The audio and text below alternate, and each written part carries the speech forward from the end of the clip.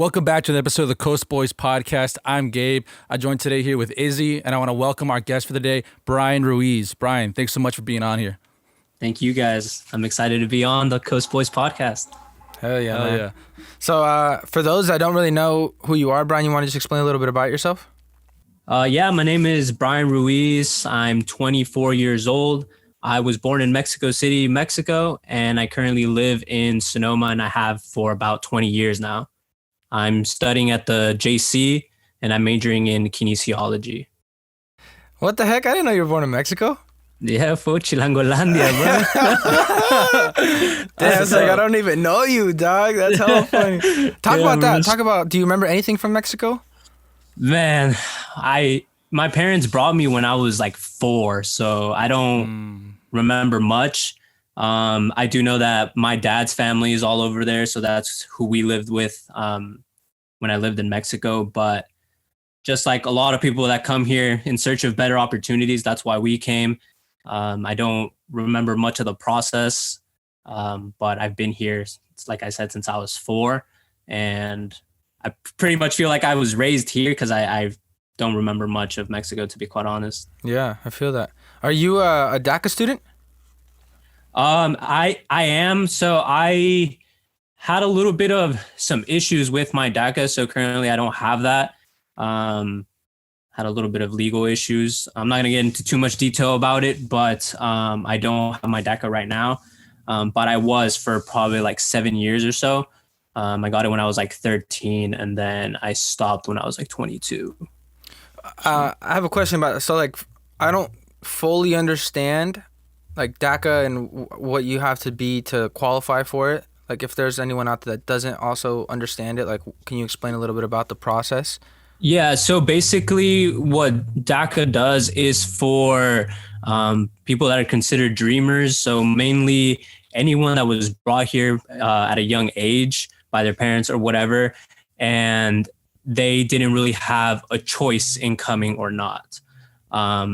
And what Daca allows you to do is it gives you a valid social security number. It allows you to get your driver's license. It allows you to travel within the U.S. and potentially to other countries. Whereas if you don't have Daca and you're just living here, you don't have a valid social security. Your license typically says like no federal limits apply at the top corner. So you can't use it for anything other than driving. But yeah, it basically gives you the opportunity to work and have some of the same benefits and rights that normal people would have, more or less. Is there like any fee that you have to pay to do that? Or is it like free? Yeah, so when I had Daca, I had to renew it's like a work permit. So I had to renew it it was like 3 or 4 years. And I don't know if it's the same across the board, but the fee that we paid with the lady that helped us do it, it was like $400 every time we had to renew that. And then you go to one of the like Department of Homeland Security offices, you have to get your fingerprints taken and all of that. So it is something that you have to renew and just, be on your best behavior and stuff like that. Damn. And did any of that change during the past administration? Not necessarily. I mean, once you're on Daca, there was always those scares when Trump would say like, oh, we're going to take this away. It's not going to be part of this administration, blah, blah, blah. But other than that, it was never really an issue having it or not, I feel that. Yeah. So, Bryan, we're excited to have you on. And a big reason why is because you're a fellow podcaster as well. Sir. So for those that don't know, we're kind of just pitching you a softball here for you to just be able to pitch your show, a little 30-second elevator speech, and just kind of give everybody the whole spiel about what your show's about, and we'll get into the whole why and what you do after. Yeah, right on, man. Well, yeah, I am the host and creator of the All the Hype podcast. It mainly focuses on issues pertaining to the NBA. I'm a huge basketball guy, huge Warriors fan, and I love basketball. So on a weekly basis, I do sometimes recaps of what happened during the week, but I like to talk about social issues that affect the NBA as well. So anything really that's going on that affects the NBA directly is what I'm talking about on the podcast every week. Eventually, I do want to, since I just started out, I'm barely going to be posting my 9th episode this coming week, but I am going to be hoping to get more guests on the show and just kind of build that way. So yeah, that's basically what the podcast is about. That's what's up. I highly like your name. All the hype. That's a sick ass name. Thanks, bro. It's funny. The name, the name literally came from a shirt that I used to have, a Nike shirt that I got it when I was probably in high school, like a freshman in high school. Gray shirt, red letters. It said all the hype on it. And from there, I fell in love with that saying. And when I was thinking of names for my podcast, I'm like, damn, I don't want to sound like too generic or something. Like I can't just be like, Hoop with Bryan or something like that. So I was just like, what can I do? What can I do? And then I was like, all the hype podcast, like that sounds cool. So I wanted it to be something that encompassed basketball, but also can branch out to other things as well. Anything can be hype. It doesn't just have to pertain directly to basketball, but as always, I do want to tie it in somehow to the sport.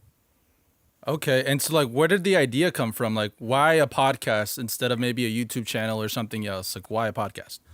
Podcasts primarily because I thought it would be easier to just do the audio.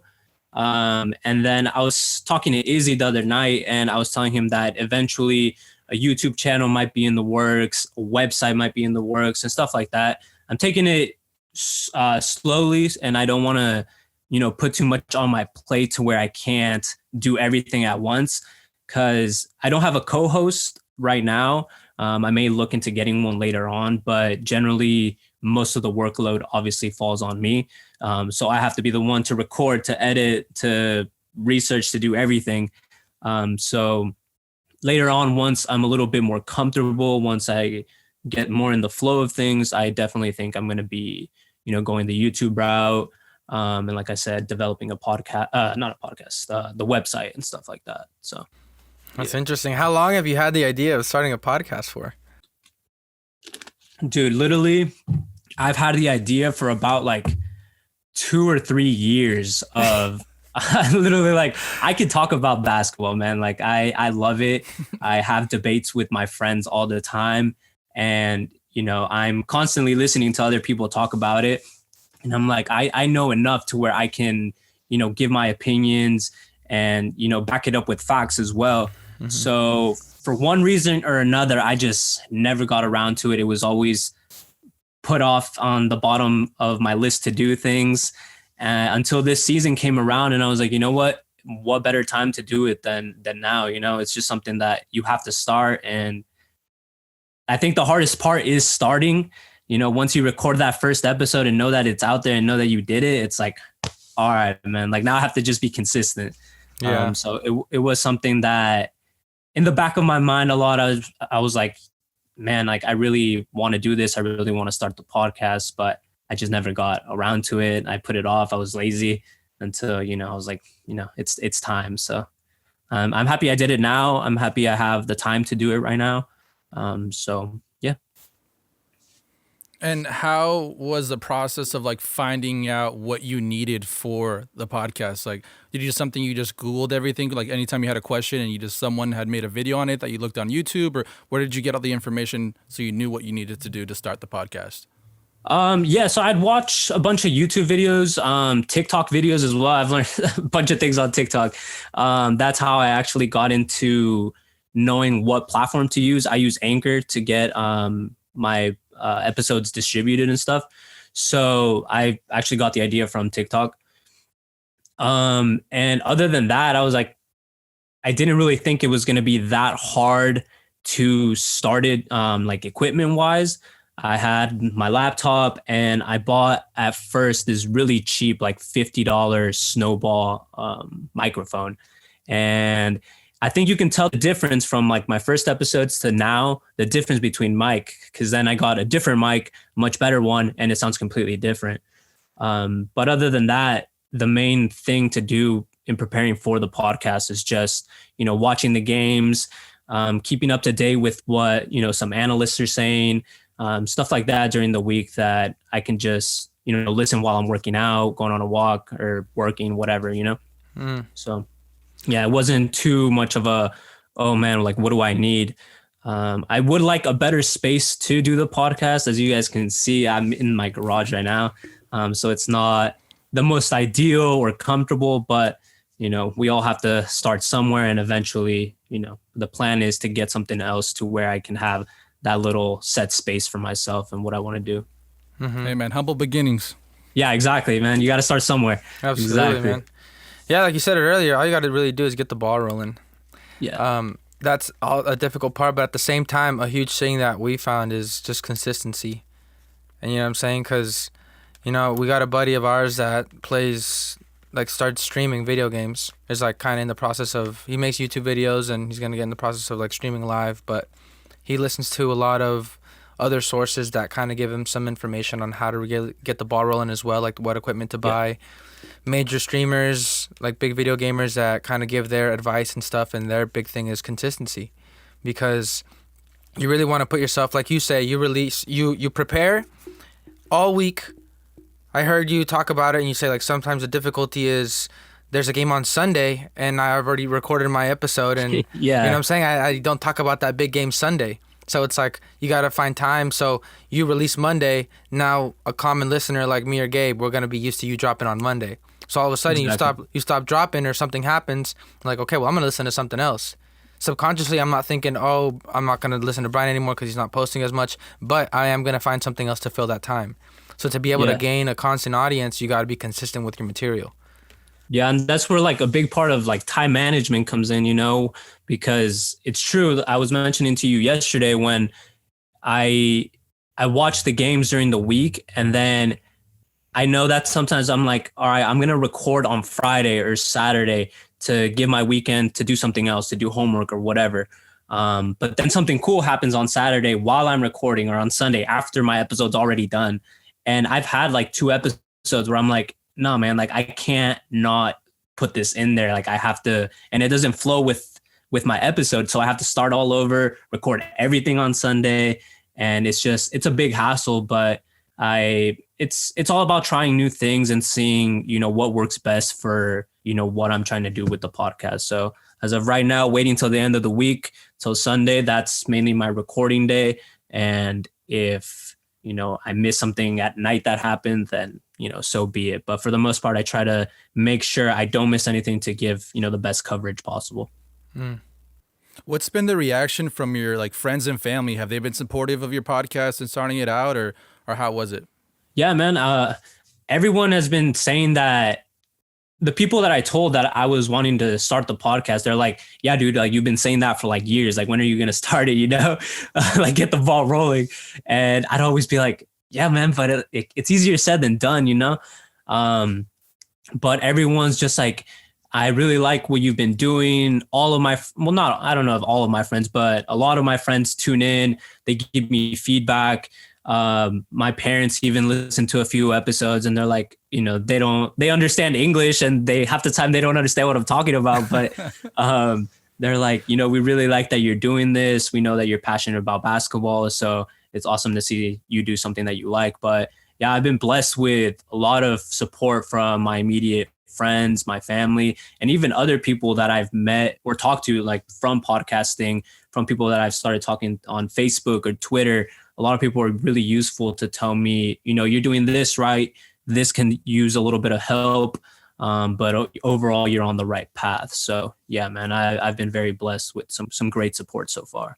That's what's up.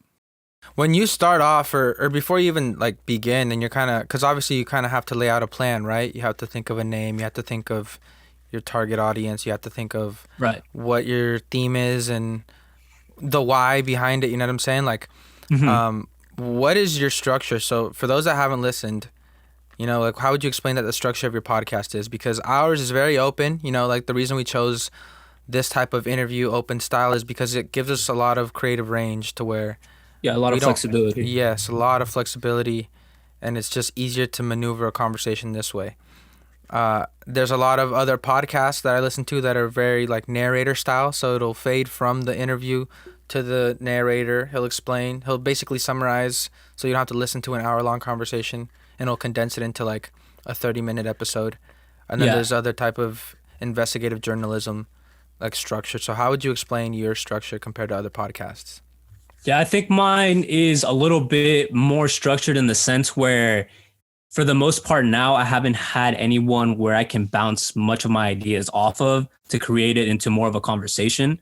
So a lot of it is me basically talking with myself, but pretending I'm talking to a bunch of other people, So it is more, I don't want to make it sound like narrator based where I'm just reading off of things, but it is mainly me telling you the information, telling you my opinion with the fact, and then going from there, which is why I want to dive into getting more guests on the podcast so I can see what other people are thinking, so I can have a debate with someone else and so on and so forth, and make the podcast a little bit more versatile, and not just have one specific, I'm just going to read what I wrote and, there it goes.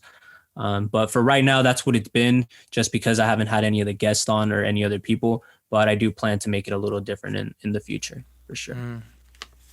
And so how long have you been doing this podcast for? I know you said you were like 9 episodes deep, but how long has it been? Yeah, so I started, my first episode came out the week, or the day the NBA season started, which was December 22nd. So going about 2 months now, and I post once a week. There was 1 week that I missed because I was on a trip. But other than that, I've been pretty consistent about record every Sunday and posting it on Monday all the time. So been at it for like 2 months. Yeah. I finally, last week for my other episode, finally hit my 500 listener milestone. So I was pretty happy about that. And then just slowly but surely, Yeah, absolutely. I saw what you guys posted that you guys hit 3,000 the other day, and I was just like, damn, dude, like that's sick. Like I want to get there eventually, Dude, and all it is consistency, man. And it is absolutely, it is consistency, and it's something, there's a lot of challenges, like that's kind of something that I wanted to ask you about is the challenges. And I wanted to ask something else. So why don't you just talk about the challenges first before we divert to something else? Yeah.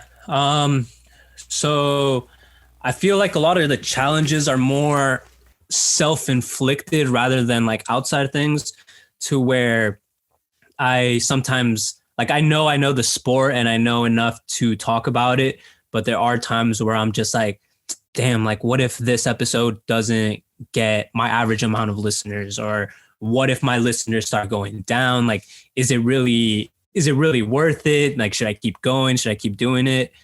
And I saw a statistic that said that usually a lot of podcasters that start off, the last episode that they record, they stop doing it after the 8th episode because it's just more time consuming, more overwhelming. They don't get the listener amount that they want. So it's kind of balancing between knowing that there will be episodes that might get 30 or 40 less listeners, and there's going to be others that will get 80 to 90, 100, whatever, And I think that's a big challenge that I have, is knowing that the numbers are going to fluctuate. As long as the content is good, it's relevant, then the listeners are going to come eventually. So that's been my main issue, aside from little things like having the space when to record, the day when I'm going to record, little things like that can be worked out. But no doubt that's been my main concern so far. Yeah, I wanted to, like you just said, one of the biggest challenges is even just thinking, do people even want to listen? Do they want to tune in? Like, is this episode not going to get that many views? Going back to the same friend that is like doing the streaming and stuff, like he gives me a lot of advice on that stuff, and like the podcast that he listens to with streamers, talking to other streamers about that stuff. And he was telling me about a podcast with Ninja. Ninja, the big Ninja. Fortnite guy? Yeah. That he was on a podcast and he was basically talking about when he started, his biggest challenge was the same thing. It's like self-doubt, and it's like insecurities, and it's like, man, why am I doing this? That one time he looked over and he was like, there was like 10 people watching his stream. And he was like, Yeah. damn, like it's very discouraging, you know? It just is. kind of, at times when everything just feels overwhelming, you're just like, man, is this even worth it? Yeah. But I just feel, again, the whole consistency is like, eventually, if you just stay consistent, people are going to start to tune in. And those that already do tune in are like your best. It's like, that's your golden nugget. You know what I'm saying? You want Yeah. that Don't wanna lose customer that group loyalty. of people, yeah. Absolutely. Because they're the ones that are going to branch off and give other people your recommendation and their approval. You know what I'm saying? But Yeah. again, it just kind of goes back to, you're not the only one that feels that. You know what I'm saying? Like, we feel that all the time. It's a huge, we talked about it last night with one of our buddies. That's like, that's one of our concerns is, damn, what if we put out this episode and it doesn't get any views? Yeah. No one listens. Like, that's a huge concern. But as long as, this is what he told us. He's like, as long as you kind of just have the attitude of, this is what makes me happy, like, it shouldn't matter. You know what I'm saying? It shouldn't matter if you get one listener or 1,000. You know what I'm saying? As long as you enjoy it, bro, like, that's what's going to get you through it all, you know? 100%, man. Absolutely. So, I want to ask, with the podcast, you said it's basketball theme, but it's not specific to basketball. What is your plan when basketball season is over? So typically for basketball, although the season is condensed to, like 9 months out of the year, there's probably more things to talk about during the off season than sometimes during the regular season too. There's always the draft to talk about. There's always free agency to talk about. There's always something to talk about, but eventually when the off season does come, I do want to incorporate those episodes where I have other people talking about different things, whether it be maybe a coach or a doctor or something like that can give their insights on something related to basketball, but that doesn't necessarily have to be with like, this player is going to sign here or this player did this week. So that's a plan for the off season, kind of jump that hurdle when it comes, but moving forward and thinking, in the future, that's kind of what I want to do. Hell yeah. It's a great idea. That is a great idea. So before we move on to just learn more about you, do you want to just plug up the podcast one more time? Let people know where they can find it? Yeah, so All the Hype is available everywhere. Apple Podcasts, Spotify, anywhere you guys listen to podcasts. You guys can follow me on Instagram and Twitter. My handle is All the Hype Pod. You guys can follow my personal Instagram. It's bruiz96. And yeah, if you guys are into hoop, feel free to shoot me a message, to follow me, to shoot me a like, a share, anything helps. And yeah, I hope some of you guys can listen to it. Hell yeah. That was a great plug. Great plug right there. Smooth. Hey, do you... merch coming out soon too. Okay, I was just about to ask. But before we get into the merch, do you do like Q&As with people that follow you on Instagram? Like, that'd be a cool segment, just like at the end of each episode, just a Q&A, so you can just... what's it called? Like, get connected with your community online? Yeah, bro. I try to do that. I'm like, I'll post on my story like, hey, if you guys have any specific segments you'd like me to incorporate, or shoot me some questions and I'll answer them on the pod. I do that sometimes, but dude, some of my followers are fake. They're just there to run up the numbers, bro. They don't even like anything or comment back. So I do get a little bit of feedback, but I'm hoping that, like I said, as the episodes, as I get more into doing more episodes, the followers are going to go up, the engagement's going to go up. So once I have a little bit more of that, then I can incorporate a little bit more of those segments as well. But yeah, I've definitely tried it, but it's hit or miss sometimes, but it is what it is. I feel that. Yeah, and all that stuff will get better with time. Like you said, you just got to be patient, stay consistent, and numbers will go up. But I want to ask you, so the podcast is centered around basketball. So is that something that you grew up with, like as a kid? Is that the sport you played a lot, and that's what kind of inspired that as well? Or like, did you play sports growing up? Yeah, so I played, when I moved here from Mexico, I started kindergarten in Mexico when I was 3. So I don't know if it's still the same that you start school like literally out the womb, but when I came here, the overall schooling of it wasn't harder. I just didn't know the language. So I had an uncle, or I have an uncle that was super into soccer. He used to play in semi-pro team. He was playing men's league in San Francisco, and stuff like that. So he told my dad, he's like, a way to kind of get him involved with other people, with other kids, to start, making friends, put him into soccer. And my dad, like, he was a soccer fan, but he wasn't like, oh my God, I have to watch this game every weekend. And he would watch, he's a Cruz Azul fan. And growing up, like, I remember, one thing I do remember from Mexico is we went to El Estadio Azteca to watch a game, Cruz Azul against America, when I was like 3. I do remember that.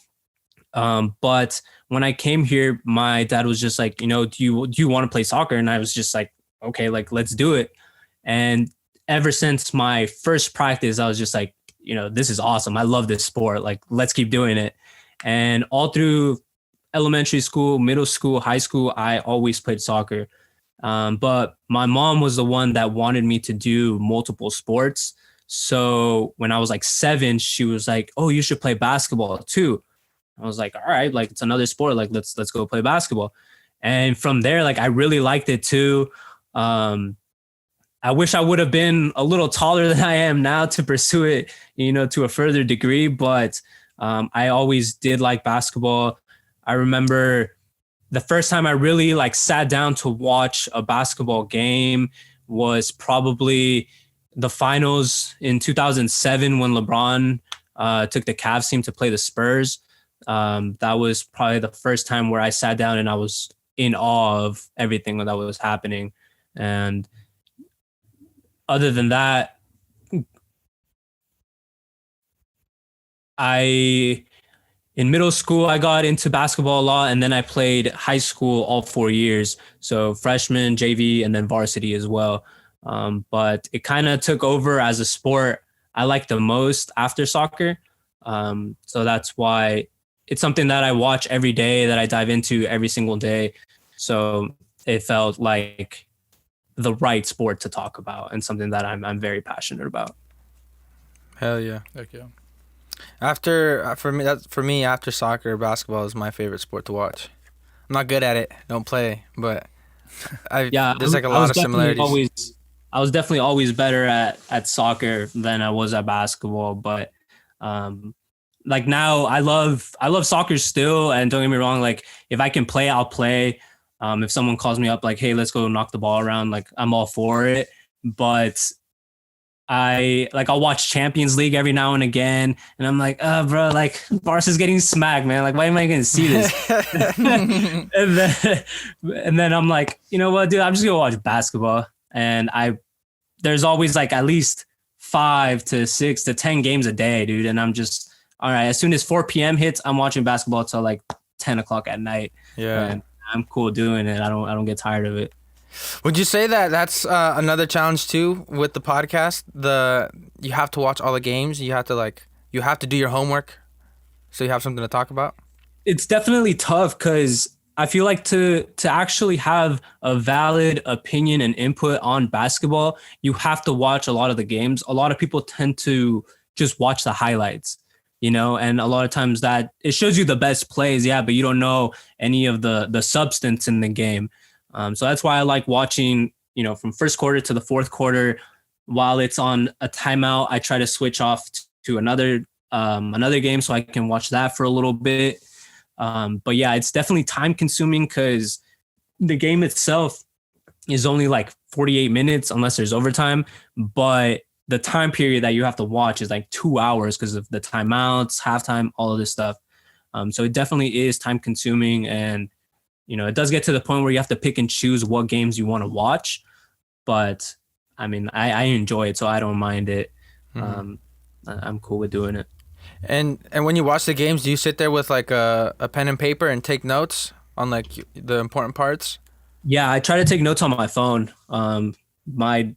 Literally before the podcast, I never use my notes app, and now I'm on that 24/7, just writing stuff down as I go throughout the week. Because it's easier to just have that mental note as it comes to my head rather than being like, damn, what was that note that I was trying to say? Like, it sounded cool when I thought about it, but now I don't remember it. Yeah. So Yeah, man. Dude, story of my life, bro. It's ridiculous, dude. Things. Like there's so many times where I'm just thinking about something and I'm like, oh, I have to say this on the podcast. And if I don't write it down when I'm recording, I'm like, this would have been perfect for what I was going to say. Mm-hmm. And I have to say something else and it doesn't sound anything to what I initially thought of. And I'm like, whatever. Dude, that happens to Izzy and I all the time. We always like talk before, like, oh, we're gonna interview this guest. Okay, we gotta ask him this question, and then after we finish the podcast, we're like, dude, we forgot to ask him the question, bro. We're just like, oh my gosh. That's what I was mentioning to Izzy as well in my kind of my pursuit of getting guests and all this stuff. That's one of my not fear, but I wouldn't want to get this nice guest and not being able to pick his brain to the absolute fullest, you know, to where I get all the knowledge I can from him or her. And I think about it later on and I'm like, damn, I should have asked him this. I should have went here with that. But yeah, I totally agree that it sucks sometimes, but yeah. Gotta learn. That's another thing. Absolutely. That's another thing too, that when we have guests on, like this is easy. We can just flow. Like we know you, like we have homies on, like it's easy. There's no, like we send out the talking points, but we don't really use them. You know what I'm saying? Like we know what we want to ask and what we don't want to ask. When we have people on that's referred to us and it's like maybe somebody that we're not too close to, that's a difficult thing, that we learn things off camera or before the podcast or after the podcast and it's just like, fuck, I should have asked them this. Yeah. Like, what? You went to France by yourself for 3 months? What was that like? Like, I didn't know that. Like, just all these things. And that's always just like a dagger to the heart where you're just like, damn, that would have been such a better episode if we just asked these things. But we didn't know at the time, you know? So I would definitely recommend, if you're going to have a guest on that's an ex-D1 basketball player or the physician at a team or something, you know, like make sure you do your homework on them and so you can ask all these questions, you know what I'm saying? And if not, bring him on for part 2, you know? Hey, that's a great idea. Why didn't we think about that? You always just do part 2. Okay, but I know Gabe keeps trying to move on and he's doing it really smoothly. I just want to ask the merch because I saw that you posted a picture of it. So how did you go about designing it? Who did you get to make it? What are your plans to release? Like, I want to know all about it. Yeah, so I did my first batch of merch. Probably like I got it like a week and a half ago. And I got just a shirt for myself, a shirt for another one of my friends, and a crew neck for my girl, just so she can rock it too. Mm-hmm. But I designed it myself. I actually used you recommended Canva, and I've been using them for my posts. I saw that they have a ton of things to where you can make logos and stuff like that. So I was just on there messing around, and I came across, you know, a nice logo that I liked, and I was like, you know what, I'm gonna try to throw that on a shirt. And just like that, playing around, I, you know, saw a font that I liked. I threw it on the shirt, put something else on the back, and it came out nicer than I expected. So from posting that picture, I got a few people to order merch from me. So that's sick. That's exposure for the podcast, no doubt. And then just same thing, just being consistent with it too. I said that I was going to create new designs. So now I have to create new designs. You can't just, you know, throw out empty promises or anything like that. Mm-hmm. But it's just another way of getting the word out there. And, you know, someone that doesn't listen to an episode might like the shirt and eventually be like, let me tune in or something like that, you know? So anything that I can do to make the podcast better and to reach more people, that's what I'm planning to do. So hell yeah, dude, if we can get one of those shirts, bro, we're down to support. We'll buy it. Oh, no doubt, bro. We can do a jersey swap. Dude, that'd be loud. Those boys and all that hype. Yeah, because we're trying to, I don't know, by the time this releases, I don't know if we're going to drop already or not, but we're kind of just trying to structure everything. We have our colorway and like the pack that we're going to release. Yeah. And we're just trying to figure out like the material and everything, because it's a headache, you know what I'm saying? Like logistically figuring out who's going to make it, who's going to print it, where you're going to get the material from, the design, how much it's going to sell for. So, yeah, it's all things to think about, man. And like I said, it all just took a little bit of playing around, going on different websites, because some websites, they charge you like $50 for a shirt. It's like, yeah, what, am I going to sell this for $85? Like, no, you know, like, so as long as you can find something that's, you know, beneficial to the podcast, to you guys, and then you're also not, charging your listeners an arm and a leg for your stuff, Mm-hmm. something that's, What are you gonna sell that shirt for? It's a long sleeve white one, right, with the logo? Oh yeah, so I can basically get anything. I use Teespring. That's where I get them online. And they do anything from regular shirts to long sleeves, crew necks, hoodies, joggers, socks, anything. They don't do beanies or hats or anything, but mainly any sort of outerwear and stuff like that. You can find it on there. And right now the short sleeves I'm doing for 25 and the long sleeves for 30. So something not too bad. Basically the same price as a regular shirt, Yeah. But yeah, and if anyone else wants like a hoodie or something, they can tell me, oh, I want this hoodie, and there's color options as well. So if they don't want white or black or something generic like that, they can throw me an idea and then I'll make it for them. So it's definitely Dude, that's useful. so sick. Sure. Hell yeah. Dude, we're down. We gotta cop some merch. We gotta cop some merch, Izzy. Yeah, We're bro, down, let's bro. We're stop. down. We'll rep it on the podcast. Like, Let's do everybody go follow All the Hype podcast. Throw the link in the bio. Link in the bio. Yeah. But sorry, Gabe, going back, you transitioned out of that perfectly. So you talked about life growing up. You talked about sports growing up. Did you have anything you want, like any ambitions as a kid? Was there like a direction your parents were pushing you in? Did they want you to be an athlete? Did they want you to be a doctor or something else? Like, what was your plan as a kid? Yeah, so as soon as I started playing soccer, I know we kind of sidetracked and went completely opposite way, and I didn't get into detail about that. My fault. It's all good. Yeah, it was definitely Izzy's fault. But ever since I started playing soccer from as a little kid, that's what I wanted to do. I had a vision of myself being a professional soccer player, and that's what I wanted to do. My parents always pushed me to be a student athlete. They didn't get the greatest education when they lived in Mexico. My dad didn't even, I don't think, make it to middle school. He was one of a lot of kids. He had to work from a very, very young age to help support his family. So for them, it was just, we're coming here for you and eventually my sisters. So you can get a better opportunity to do what you want to do. As a kid, I did want to become a professional soccer player. That was my absolute passion. My parents didn't punish me with taking my phone away, taking video games away, taking any of this stuff away. They'd be like, all right, bro, you're not going to soccer practice today. And I'd be like, oh my God, what do you mean? Like, no, let me get to soccer. But yeah, and that was what I envisioned myself doing. And obviously, as I got older in high school and stuff, I kind of started making a little bit more of a realistic expectation for myself. And in high school was kind of when I saw my love for science and incorporating with sports to eventually try to become like a sports medicine physician. So that's the overall goal. That's the ultimate goal of getting. But I would say in high school is kind of where it struck me that, I love both of these things. I can incorporate both of them into one goal for sure. And did you do well in school? Like, was it hard for you, like classes and stuff like that, or how was that? No, man. I don't want to like toot my horn or sound. Do it, bro. Super, do it. Blow smoke up your ass, bro. But I was actually a very, very good student, middle school and high school as well. In middle school, I was involved literally in every extracurricular possible. I played soccer, basketball. I ran track. I was in band. I was in leadership. I was in Avid. And same thing in high school, all that translated into high school. And I was always about, I got to take AP classes. I got to take honors classes. I have to go to a 4-year university as soon as I'm out of high school. And my parents never really knew what any of that process was, because obviously they didn't need to, or they didn't have the opportunity to do that back in Mexico. So to them, it was just, you better get good grades and you are not coming home with a C or else we gonna have some issues.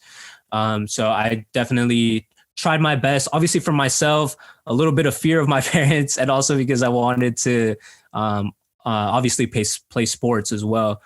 So you need to have like a 2.0 to play any sport, but I was always definitely trying to get the best grades possible. And I always had a pretty good support system with Avid and other programs in high school to help me with that. I was probably in the top like 25 of my class when I graduated. So I definitely was a good student going into or coming out of high school, I should say. Okay, and I had a question about Avid because I was also an Avid here, but I'm wondering if yours was like different than mine. Like, did you guys go on like college trips and stuff like that where you toured different campuses and got an idea of like if I wanted to go to the school or not? Yeah, absolutely. So that I was an Avid, and I don't know if you guys have it up there, but I was also in a program called 10,000 Degrees. I don't know if you've heard of it. So it's Bay Area based, and same thing. 10,000 Degrees would help mainly low income first generation students. That would be primarily Latino, Black, people of color, who generally don't have a set idea of how to get to college, what to do with anything.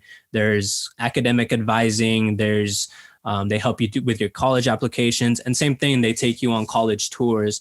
So with 10,000 Degrees and Avid, I got the opportunity to go to all these schools, not obviously all the ones that I wanted to visit, but it definitely did give me the opportunity to do that, because it wasn't something that I could be like, hey mom, can we drive out to, University of the Pacific to check out their school or something like that. They'd be like, what do you need to go walk around campus for? Like look it up online. And that definitely helped me see like, oh, I could see myself coming here, or, no, I would never want to come out here. I remember we went to Chico once, and I was like, this is in the middle of nowhere. Like, why would I want to come out here? And that automatically didn't apply to Chico. Didn't want to go there. I'm just like, nah, like I'm cool not going to Chico. But ultimately, like I was super on top of everything.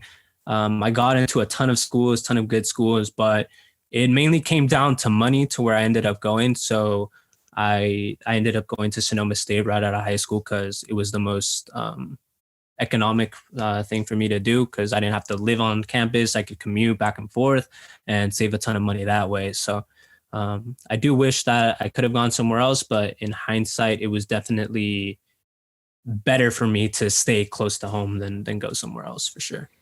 If money wasn't a factor, where would your dream school have been? And I got my dream school probably would have been San Luis Obispo. I got into both Cal Polys. I got into a good amount of CSUs. I applied out of state to a couple of schools as well. But that I probably would have gone there. But it was like, at the time, it was like $27,000. And there was no, even with scholarship that I was getting, my parents were still going to have to pay so much money. And I was just like, as much as I want to go, I'm not going to want to put my family through that to where they're going to be like, well, shit, how are we going to pay for this? And I knew that if I really, really asked my parents to like, hey, I really want to go here. Like, I'm going to do good. I promise. They would have been like, okay, we'll figure it out. And they would have been okay with it. But I didn't want to put that pressure on them to try to make ends meet while paying for something that I could have eventually, messed up too. So it's very, very mature thinking for a teenager. So okay, what's that? Good. No, you go. No, I was gonna say it's funny that you say like mature thinking, but once I got to Sonoma State, my mature thinking, quote unquote, kind of disappeared, and it just went out the window. It was looking back, like I'm happy I didn't go to some school far away and wasted all this money from my parents. Because at Sonoma State, I really didn't try as much as I should have. I completely burnt out, and I eventually just like said, I need a break. I'm not going to do school anymore. So, yeah. So that's what I was going to transition into. So your first year at Sonoma, you go in high school, which is really cool in my opinion, that you knew you wanted to do kinesiology. Yeah. You apply for Sonoma State in kinesiology. It's an impacted major there. Yeah. Talk about your experience at Sonoma State doing that, how you felt. Were you working on the side? What extracurricular activities were you doing? Talk about your experience there. I mean, Sonoma was cool and all. My first semester, I did well academically. My issues school-wise didn't really start until probably my third semester there was when I really just... And truthfully, like I stopped caring about it. I was just so burnt out from trying so hard, like all of high school and to leading up to this, to where I was just like, man, like really, like this is what I tried all this time for, is just being here 30 minutes away from home, you know? So like the teachers were great. The classes were fine, but it was just, I was working at the time. I was working at Mary's Pizza. I was a pizza maker and I was a cook for them as well. So the days that I didn't have class, I would work there. And there was times where I would open at like 8 a.m. and then someone would call in sick and I'd have to stay there till like 10 p.m. So we're talking about, yeah, like 12-hour shifts. You might get a lunch, you might get a break. That goes out to anyone. Don't work for Mary's Pizza. Telling you right now. Hey, shout out to Mary's Pizza. No, hold on. What if they sponsor us? They sponsor us. Hey, I'm gonna get Mary's Pizza. Oh yeah. Unless you guys sponsor us, then I might shoot some. Unless we'll delete this from our archives. but anyways, no, Mary's is cool aside from that. But bro, talk about that more, because I think so many people go to college and then you don't realize that they're also working like a full-time job, and they're also managing their classes, and they're also like managing maybe something at home that they're dealing with, or significant other. Like, were you able to balance all that for that time? Obviously, you're saying it led to burnout, right? Yeah. So clearly something was too much, but like talk about how that was for you. Yeah, I really wasn't able to manage anything really, because it was a heavy class load to where I actually needed to try in these classes. Plus, at that time, I had just bought my first car. I got it by myself on my own credit, everything. And it was a stupid thing to do because I didn't have the money to pay for it. My payments were more than I was making. So terrible decision there. But with all of that, it always, makes you think like, oh snap, like because I have this now, I have to work more. And it's okay if I do these 12-hour shifts because it's going to help me pay for these things. But ultimately, like at the end of the day, when you work 12 hours, when you do all these things, you're not going to have the same energy to do things in your classes or be okay in your relationships with other people. So that in itself led to me being like, you know what? I like making money. I'd rather make some money right now. So I'm just going to take a break from school. And that's what I did. I eventually stopped going to Sonoma State so I could take a break. I said it was only going to be 6 months so I could just focus on working, earning some money, saving some money, and then revisiting school once kind of my head was a little bit more clear. Were your parents supportive on that decision, or were they upset that you stopped going to school? Absolutely not. They were really mad. Yeah, they were not happy about it whatsoever, man. Were you scared to tell them? Was it like something that you were thinking about for a while and you're just like, oh, fuck, I think I'm just gonna go through with it. I'm gonna tell my parents. Yeah, I wasn't really like scared of it per se, but it's more of that disappointing your parents feeling, It's not just, oh shit, they're gonna hit me or something, or like, it's more of like, damn, my mom's always been telling me, do this. You don't want to be working 2 jobs. You don't want to be, struggling to make ends meet to pay for a couple of things. But, in my immaturity at that time, I was just like, you know what, guys, like I've been trying so hard to get to where I am now that I kind of just burnt out and I don't have energy. I don't have the motivation to want to do this anymore. So I'm not saying I'm not going to go to school ever again, but I do want to take a break and, revisit school in a little bit. And my mom was always like, why would you do that? Like, just don't take so many classes, blah, blah, blah. And I'm like, Mom, like, it's not even the class load or anything. It's just, I can't do this anymore. Like, I just need a little bit of time to myself to, gather myself and focus on other things for a little bit. And, caused a little bit of problems here and there with my family, but ultimately, like, it is what it is at that point, So I had made up my mind and, they couldn't force me to go to school or anything. So, yeah. So during that 6-month period, after did you just not register for classes the next semester, or did you tell them, I just hey, I'm gonna take a break? stopped. Yeah, I just didn't register for classes. The semester before, I hardly even went to class, unfortunately. So that was really stupid of me. I don't know if you remember, we'd always be playing FIFA and stuff. Hey, I'm not the that influence guy. It was Izzy's fault, guys. That was just like, play one more game, Bryan. Play one more game. Dude, good times, bro. Good times.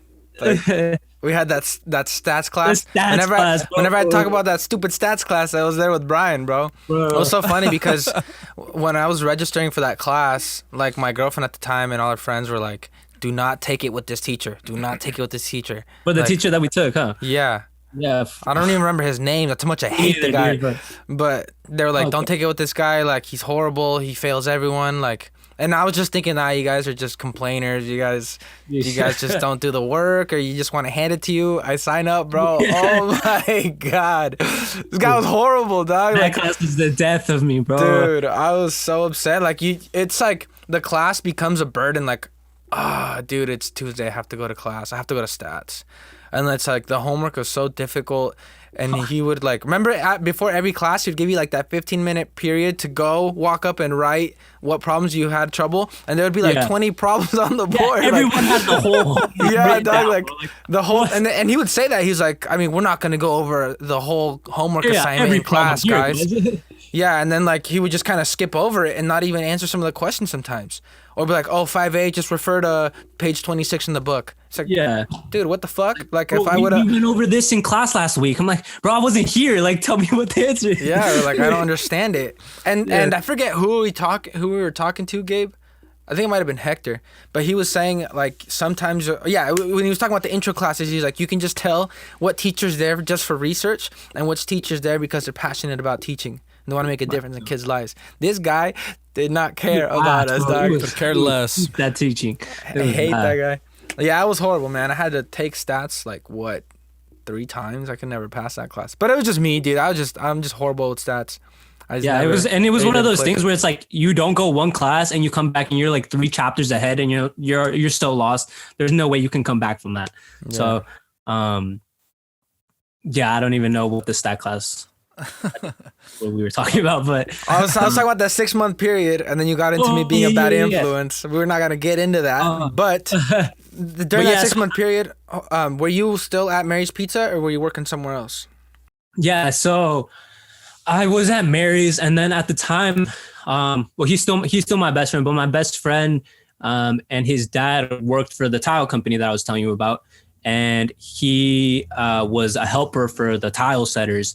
And at the time at Mary's, I was getting paid to be a cook and a pizza maker and work all these hours. After a raise, I was getting paid $12 an hour. And $12, bro, Holy. $12. And my biggest paycheck was probably like $700. And I work like 60 hours in a week or some crazy shit. He told me, he's just like, dude, like starting with them is 15. Like that's already $3 more an hour doesn't sound like a lot, but when you work more hours, like it adds up, So he's just like, just come work with us. And I was just like, fine, like, let me think about it. And then eventually, like I went over, I talked to the boss at the time. And then I was like, hey man, like I'm interested in getting a job with you guys. Like I can commute over here, anything you guys want. And since my friend's dad worked there, he was just like, okay, like you can start with Tony's dad and just go with him on whatever job site you guys go on. So I was like, all right, cool. And then for like 2 months, I had to rearrange my schedule at Mary's. So I was working, I would get up at 5 to go to my friend's house to carpool with him and his dad. To get to Marin at like 6 because the company was in Nevada. And I would get off around like 3 or 3:30. We'd sit in Highway 37 traffic for like an hour and a half. I'd get home at 5 and I'd go to Mary's at 5:30 to close. And I would close at 10 typically, unless it was a weekend. And I'd be getting home at like 11:30, all to do it again the next day. So I did that for like a month and a half or 2 months. And the people at Mary's are like, oh, we need you to work the morning shifts too. Like no one wants to work the morning shifts. Like we need someone else to work the morning shift. I'm like, bro, I'm not gonna work the morning shifts. Like, be happy I'm here right now, man.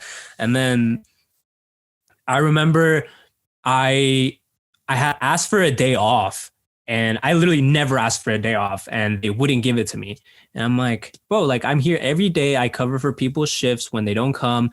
Like I'm basically a slave here, and you guys pay me $12. Like, you know, let me get this day off. And they're like, no, we can't. We don't have anyone else scheduled that day. Blah blah blah blah. I'm like, all right, like whatever. So this is gonna sound super unprofessional, but the very next day after that, I was supposed to go to work at Mary's, and I called in and I was just like, hey man, like I don't feel good. And then they're like, why not? What's wrong? And I was just like, I just don't feel good. Like I have a sore throat, like I have a cough, all this. And they're like, well, you sure you can't come in? Like, yes, bro, I'm sure I can't come in. Like, what, you want me to cough all over everyone's pizza? Like, you know? And they're like, we don't have anyone scheduled. And I'm like, that's not my problem, you know? Like, you guys didn't want to give me my day off. Like, I didn't say that, but I was just like, you guys didn't want to give me my day off. Like, that's your guys' problem. Figure it out. And they had like 3 or 4 different managers, and one of the managers I hated, man. Me and that fool did not get along whatsoever. And then he's like, well, you have to bring a doctor's note. And I'm like, I'll get you your doctor's note. I hang up. And I was scheduled literally to work like the next like 3 days, and I didn't show up at all. They were calling me, wouldn't answer. So I was basically just no call, no show. And then like a week later, they called me again, and they're like, Bryan, like, you're going to get a write-up. Like, why haven't you come into work? You haven't even called. And I'm like, hey man, like I have strep throat. Like, I don't think I'm going to be able to come in. And I didn't have strep throat. Like I was fine. And then You're on some beach in Hawaii, just relaxing. Hey, man, like I'm already home, like sleeping, taking a nap. And he's like, are you really not coming to work? I'm like, no, I'm not coming to work. And I'm like, you know, like I was like, you guys don't treat me with respect. Like you guys don't help me out when I've helped you guys out a ton. Like I barely get paid anything, like all this and that. Had a big old argument over the phone. And I was like, you know what, man, like I'll go pick up my check in 2 weeks. And then I just hung up, and then literally like they would call me and they're like, are you coming in? Didn't respond, nothing. And then eventually I showed up one day, like in the afternoon, and I'm like, hey, I'm here for my last check. And the manager that was there at the time, he's just like, here you go. And that was it, man. But I was super unprofessional to say all that stuff, but it was just the type of thing where like you're not, as an employee, you weren't getting the respect or, you know, being appreciated for all the things that you do for this business, you know? But dude, I think that's hella relatable, man. It's relatable because I have a similar story to that where I was working at the movie theater here locally when I was still in high school, and I remember there was a huge soccer tournament. I think it might have been the Spook Fest or the Skunk Fest, one of those, and it was a game, and I was scheduled to work during the championship game, and I was like, dude, I gotta play this game. I gotta play, and so. I like called in advance, and I was trying to get other people to cover my shift. Everybody's busy. Everybody all of a sudden is busy. I'm just like, oh my gosh. And so I told my boss, and I feel like everybody's been in the position where they've had to call in sick and they're faking it or something. I feel like this is very relatable. So I did the same thing, and I was like calling. I was like, hey, I can't make it in today. Like, I'm sorry. Like something came up, you know, whatever. But catch me at this field. Hey, they didn't know that. They didn't know that, right? And this is back in high school. So hey, I matured a lot since then. And so I was calling them, and I was telling them like, hey, like I can't come in. And my boss was like, well, you know, if you don't come in, like you're gonna have to be fired. We have to let you go. And I was like, well, I understand. Thank you so much for just hanging up the phone, strap up my boots, and I go play. And and then it was crazy because like it's so unprofessional, but it's like at that time I just had something else that I felt was like so important in my life, and I mean I don't take it back. I'm glad I did that because I got to play in that game, and I enjoyed it in that moment, and I don't have any regrets back in the day. So or now I don't have any regrets for that decision. So, but it's funny that you said that because like I'm sure so many people have been in similar situations like that. They're just like, dude, screw this. Like I'm gonna call in sick, and they're gonna have to figure it out, you know? Yeah, and I mean it's one of those things where.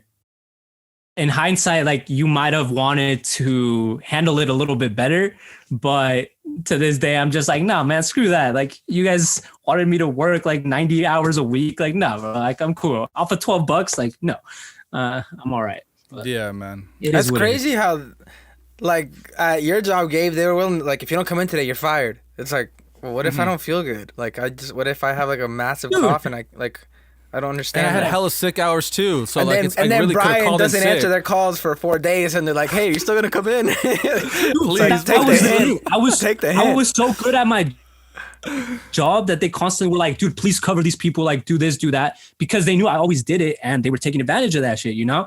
So I was just like, nah, bro, like find someone else to do it. Like I've been covering everyone's shift. No one covers my shift ever. And it was not cool, man. I'm like Gabe said, I'm happy I did it. And, you know, eventually it led to better opportunities, not having to deal with all that shit. But, you know, the money was obviously substantially less because I wasn't working 2 jobs, but my mental health was better. My body felt better. Everything was better after I just stopped working there. So. No. And before we continue, I just want to say Bryan and I are way more professional now. This will never happen anymore. If I ever need to work at Mary's again, please send me back. Hey, if any future employers are watching this, you know, like this was all in theory. It never really happened. Not on my resume for a reason. Don't call them. That's funny. Okay, so after that 6-month period, did you go back to school? Did you stick with the plan? Yes and no. But so at this tile company that I was working at, I was a helper for the tile setter. So it was like manual labor, like mixing mud, they call it, for the shower wall, shower floors. So it was more like physically demanding work. And I hated it. Like I wasn't good at it. Like I didn't like getting up early to do this. And one day the boss at the time like came up to me while I was at a job site, and I was on my phone and he saw me. I didn't even see that he was there. And he was just like, hey, like, can I talk to you for a second? I was just like, yeah, like, what's up?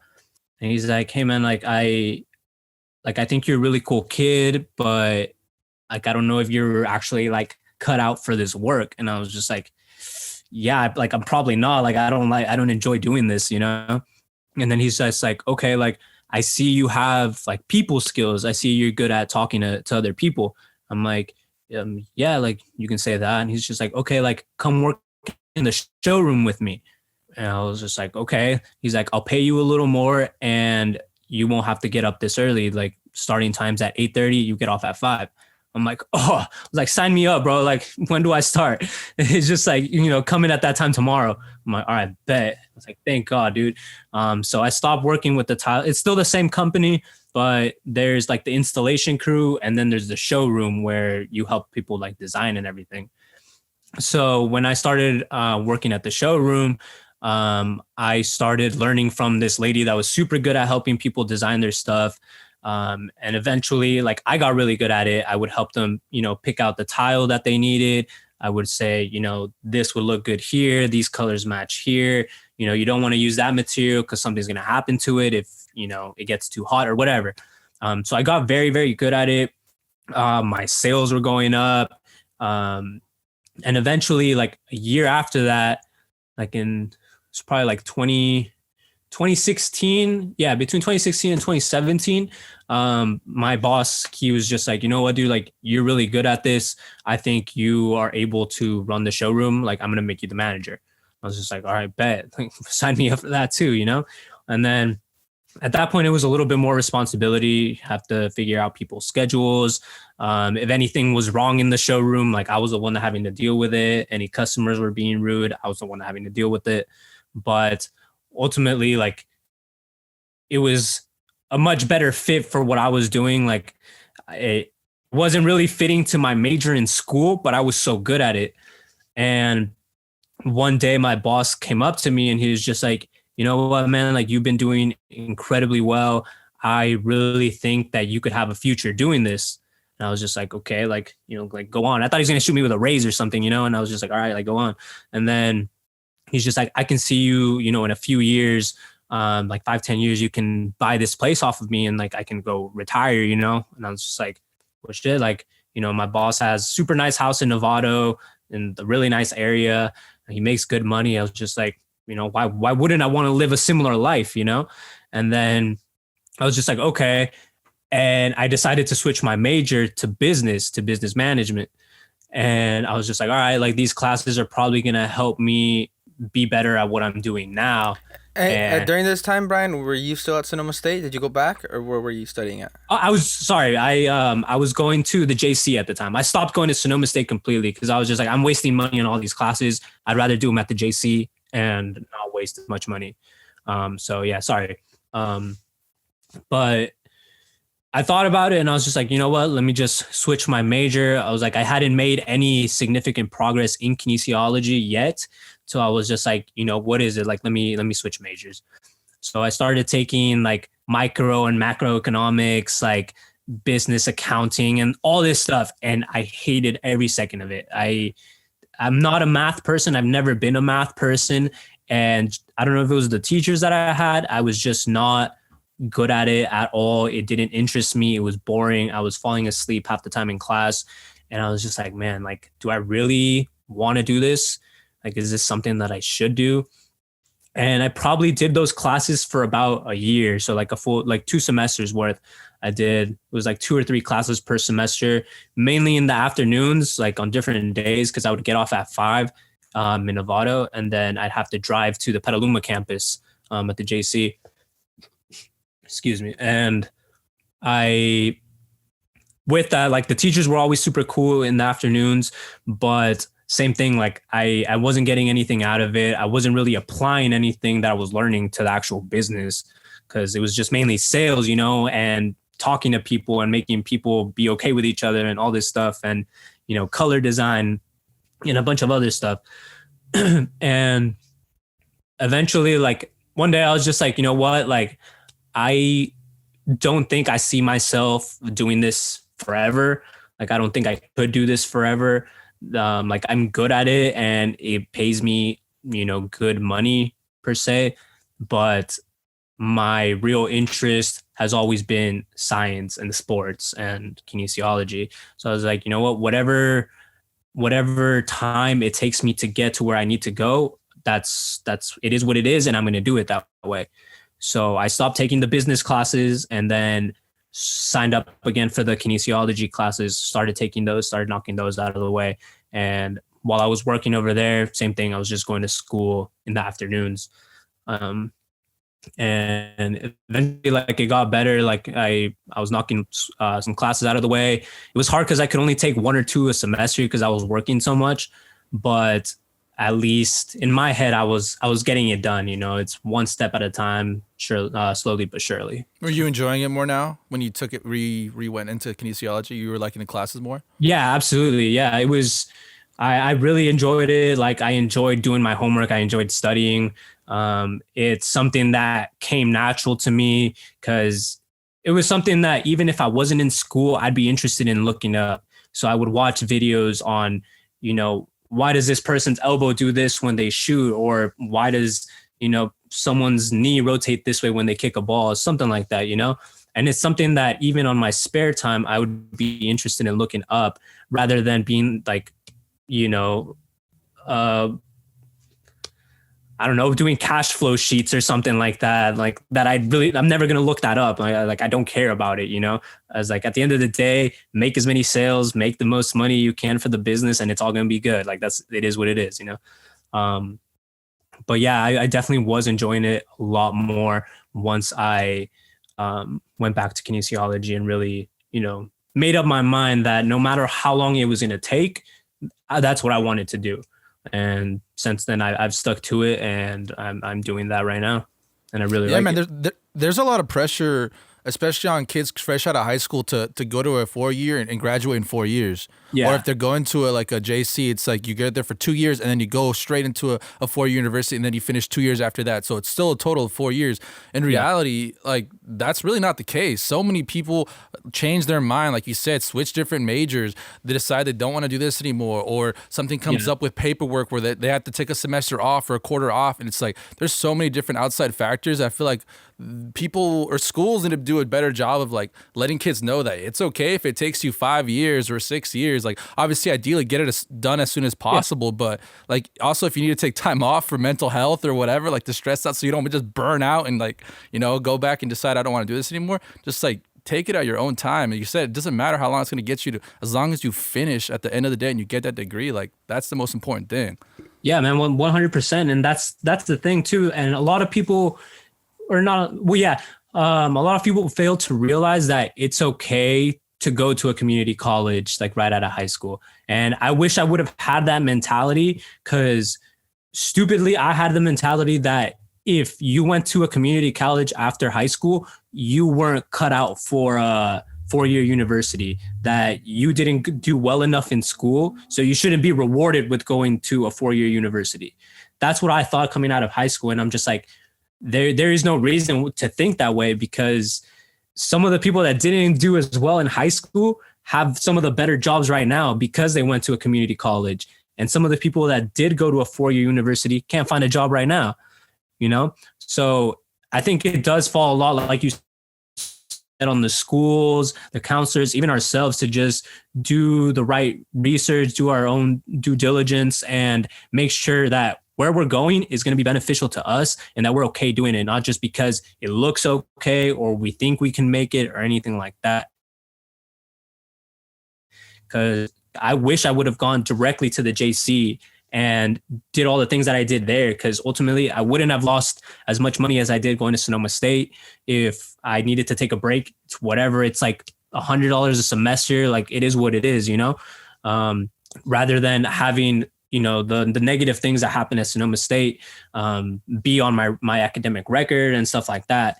So I think it's really important to know your options and be okay with doing something different that your friends aren't doing, or that your teachers, you know, say to do, whatever. At the end of the day, as long as you get to the goal where you want to go, it's all good, and it's going to work itself out eventually. Yeah, 100%.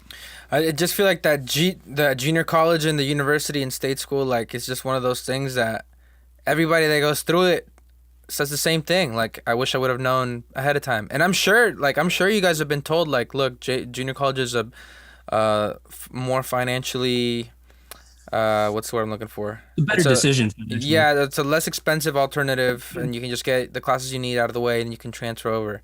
But like you said, it's like, especially you guys are in Avid, and you guys are in these programs that groom you to go to a 4-year university, to where if you end up not wanting to go to a 4-year university, I'm sure these people, these counselors and these teachers in these classes are going to be trying to talk you into going. That's kind of what happened to me. Up until my junior year, I didn't want to go to school. And they're like, why? You have the grades to go to a 4-year, might as well. I'm like, why? You know what I'm saying? But it's the advice that you get as a kid, to where when you're thrown into that situation as an 18-year-old or a 17-year-old out of high school, it's kind of like overwhelming. You know what I'm saying? To where, especially, I don't know how big Sonoma is compared to other bigger cities or smaller towns, but especially like when you go to a university out of a small high school, it can be overwhelming. Somebody like Gabe that shows up in an intro class and there's 500 students, and it's like, who do I go to for help? You know what I'm saying? And it all goes back to the same thing, you know, like, even when you try to go, like you said, to go get help from a teacher, like, if you're at this big old university that has 500, 700 kids in a lecture, the teacher probably is not even going to know your name. You know, if we're being honest, like, if you don't go, they're not going to know. Like, it is what it is. And or like in those big classes when they're like, don't put your name, just put your ID number. You're like, oh, I'm just what? a number, dog. I just want to enter your grade, and we go on with it. If you don't come, it's up to you.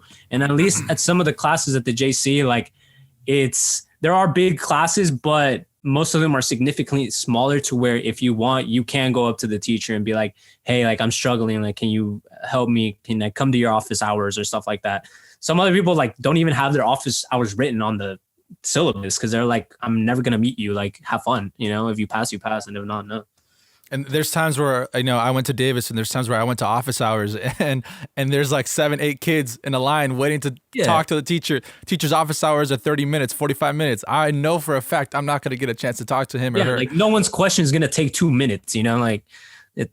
Yeah. Yeah, so I'm just like, well, you know what? I'm just going to go try to figure it out at my house. I'm just going to go read the book and see if I could figure it out. And most of the cases, I wasn't able to. Yeah. But at the same time, like, I'm not saying, like, only go through the JC route. Like, if you have the opportunity to go to a 4-year university, yeah, 100%. And you're fully, like, ready for it and have the right mindset and have the support behind you to help you out through this, dude, do it. Hell yeah. Yeah. But I'm just saying, like, there's definitely other alternatives that maybe aren't talked about as much. and they're just as viable, if not more, because like you said, of financial reasons and stuff like that. 100%. Yeah, it's not. I'm not saying any of this to like take a shot at those who decided to go to a 4-year or anything like that. Because, like you said, if you have the means, the maturity level is really what it comes down to know that you're gonna move, farther away from home. You're not gonna have your parents to look after you. You're not gonna have all these teachers that normally would look after you in high school being on your case, like, hey, do this, do that. If you can do that, then kudos to you, man. Like, I'm happy that you're able to. But yeah, it's definitely important to know your options. And even in my case, like, I'm happy I went through all these different paths of, getting to where I need to go now. So I can show. I have 2 younger sisters. The one right before me she just turned 19 and she's going to the JC now. So, like, I'm happy that she's able to, take the time to go to the JC and not be like, oh man, like I should have gone to a 4-year, like, because it all comes down to doing everything at your own pace. And then I have a younger sister that's 9 right now, and she loves school. She's super dedicated to school, whatever, 4th grade it is. And I'm going to be able to teach her and, kind of show her the ropes, because my parents don't really know the process. They went through it with me, but they don't know those fine details of what to do when the deadlines are or anything like that. So I'm thankful that I went through all that so I can be like, you know what, like, here's what you need to do. If you decide to go a different route, it's perfectly fine. Like, no one's going to tell you anything. So, Bro, absolutely. Yeah, it's good that they have that example of what to do and also of what not to do. You know what I'm saying? yeah, exactly. Yeah. That's the main one. Yeah. Like, don't do the bad things I've done, like try to follow the good things. Yeah. So, and right now, like, do you know what's going to happen after the JC? Like, when you're eligible to transfer, what's your plan? So right now, from the kind of research that I've made so far, I plan on either going back to Sonoma State or to San Francisco State. San Francisco State's probably my number one option right now, because a lot of the classes I've already taken at the JC overlap perfectly with the ones that they require at San Francisco State. So I would just come in, take whatever more of the upper division classes I need to take, and then go on from there. So that's the plan after here at the JC. It's been a little tricky to figure out the classes that I still need to take just because of COVID. Like, I took anatomy at Sonoma State, but that was like 6 years ago now. So I wanted to take it again at the JC to kind of refresh, get all the stuff that I didn't do back then, do it now. But it's been hard to get into those classes, mainly because of COVID. They usually allow like 20 to like 25 people in the class, and now they've only allowed 10 because of COVID. So unless you're priority 1 registration, then chances are you're not getting in. So I've been trying for the last like 2 or 3 semesters to take it, and I haven't been able to. So once I get those classes out of the way, I'll be able to transfer, possibly by not this fall, but next fall. So that's the plan. And would you live over in San Francisco, or would you just commute? Probably just commute. I mean, it's a long drive, but there's no way I could probably afford to live over in San Francisco right now. It's a ton of money. So, I mean, if I'll have to figure out something with my schedule to where maybe I can, put all my classes in one day and then just make that drive once or twice a week rather than like spread out. But that's the plan. Yeah, I'll probably just commute, even though it's a little far. And worst case scenario, I would go to back to Sonoma State and just same thing, make that drive back and forth. Mm-hmm. And what are your plans after you graduate? Like, do you have a certain career path you want to go into? Yeah. Like So as I mentioned before, with kinesiology, there's a lot of branches you can take to a career path. So right now I have a concentration in exercise science and sports medicine preparation. So with that, like, my goal is to be a physician, whether that be in a clinical setting or as like a team doctor for a professional team, preferably like a basketball team. So that's the route I want to go to. And after San Francisco State, I would have to apply to medical school, do, a couple years of residency, and medical school in itself is usually like 4 to 5 years, depending.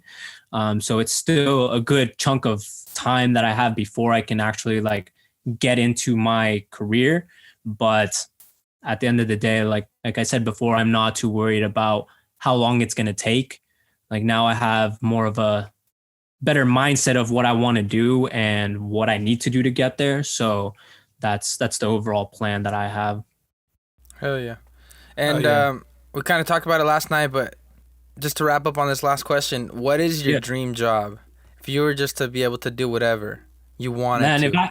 if I wanted to do whatever, I'd I would love to be an analyst like on ESPN or something, or have literally like my show grow big enough to where people tune in, all like a lot of people tune in to hear me talk about sports, mainly basketball, as I said. But yeah, if I somehow got the opportunity to, you know, work for ESPN, for Bleacher Report, for something like that along those lines, I would take that in a heartbeat. And I'd be like, you know what, like I don't know how the pay would be or anything like that compared to being a doctor, but at the end of the day, that would be extremely cool to do that, and I would be happy every day doing it. That'd be So, lit. Dude, just keep on grinding, you'll get there, man.